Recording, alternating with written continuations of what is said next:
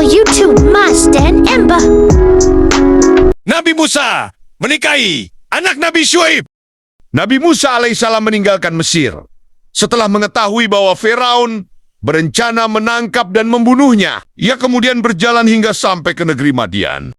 Untuk diketahui, Madian adalah nama sebuah kota yang terletak di negara Ma'an, masih termasuk bagian negara Syam, berseberangan dengan negara Hijaz, dan berdekatan dengan danau kaum Nabi Lus. Madian adalah nama kabilah atau kaum yang berasal dari satu ayah.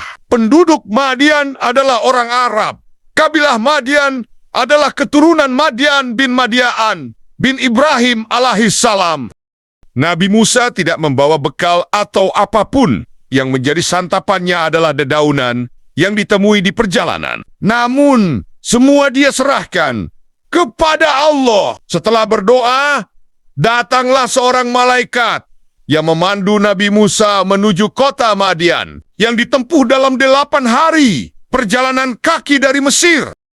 Ketika sampai di kota Madian, Nabi Musa duduk di akar sebuah pohon untuk beristirahat. Ia melihat orang-orang sedang mengantri untuk mengambil air dari sumur. Di tempat yang jauh dari sumur, terlihat 2 perempuan yang terus menjaga domba peliharaannya. Mereka menunggu selesainya orang-orang mengantri untuk mendapatkan air agar hewan peliharaannya tidak kehausan.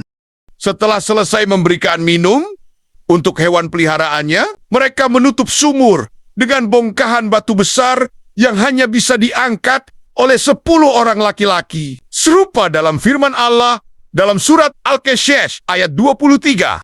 Dan tatkala ia sampai di sumber negeri Madian, ia menjumpai di sana sekelompok orang yang sedang minumkan ternaknya. Dan ia menjumpai di belakang orang banyak itu 2 orang wanita yang sedang menghambat ternaknya. Musa berkata, "Apakah maksudmu dengan melakukan begitu?" Kedua wanita menjawab, "Kami tidak dapat meminumkan ternak kami sebelum penggimbola-penggimbola itu memulangkan ternaknya, sedangkan bapak kami adalah orang tua yang telah berumur lanjut."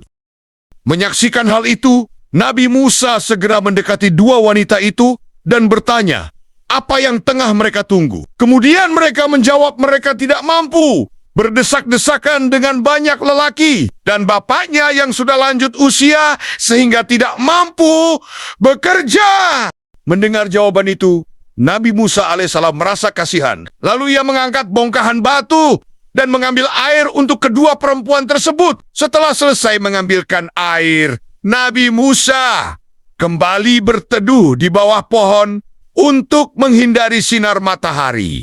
Setelah peristiwa itu, kedua gadis yang ditolong Nabi Musa kembali ke rumahnya. Mereka menceritakan apa yang terjadi kepada ayahnya. Al-Quran tidak menyebutkan siapa kedua gadis tersebut.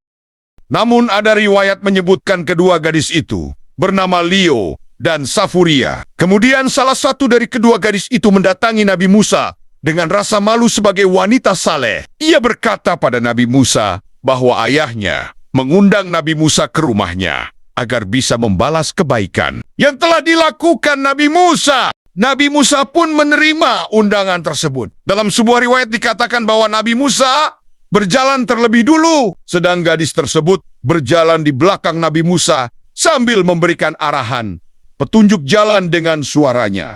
Awalnya wanita itu berjalan di depan, namun Nabi Musa meminta agar ia berjalan duluan. Hal ini dilakukan agar terhindar dari pandangan yang tidak diinginkan. Ada riwayat yang menjelaskan bahwa ketika Nabi Musa tiba, ayah gadis itu bertanya tentang silsilah Nabi Musa. Ketika Nabi Musa mendatangi ayah gadis tersebut, Nabi Musa menceritakan kisahnya sampai akhirnya berada di Madian. Al-Quran tidak menyebutkan siapa ayah kedua gadis tersebut. Tetapi mufasir berbeda pendapat. Ada mufasir yang menyebut bahwa ayah kedua gadis itu adalah Nabi Syuaib. Sebab terdapat ayat yang menyebutkan bahwa Nabi Syuaib diutus ke negeri Madian. Sedang mufasir yang menyebutkan bahwa ayah kedua gadis itu bukan Nabi Syuaib. Berpendapat bahwa selisih hidup Nabi Syuaib dan Nabi Musa ratusan tahun. Penulis kitab Min Wahil Quran berpendapat bahwa ayah dua gadis itu adalah Nabi Syuaib. Nabi Syuaib mengatakan pada Nabi Musa, jangan takut, dan mengatakan pada Nabi Musa bahwa ia telah selamat dari kaum zalim.